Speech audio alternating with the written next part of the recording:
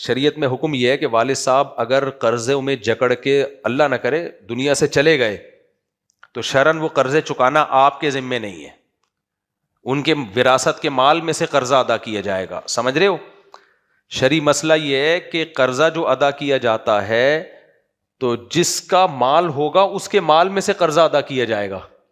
یعنی والد صاحب جب وراثت جو چھوڑ کے جائیں گے تو اس وراثت میں سے سب سے پہلے والد صاحب کے قرضے مائنس کیے جائیں گے. پھر بھی اگر قرضے بچ گئے تو پھر اولاد پر لازم نہیں ہے کہ وہ اپنی جیب سے والد کے قرضے ادا کرے. سمجھ میں آ رہی ہے بات؟ کیونکہ بعض دفعہ ابا یہ سوچ کے قرضے لے رہے ہوتے ہیں کوئی بات نہیں میں مر بھی گیا تو یہ بلی کس پہ آ جائے گی؟ میرے بچوں پہ آ جائے گی. نہیں، بچوں پہ بلی نہیں آتی شریعت میں. آپ پر اپنے مال میں سے قرضہ ادا کیا جائے گا، جو مال ختم تو وہ قرضہ پھر آپ کے سر پہ رہ جائے گا جو قیامت کے دن اللہ تعالیٰ آپ سے دلوائیں گے نیکیوں کی شکل میں.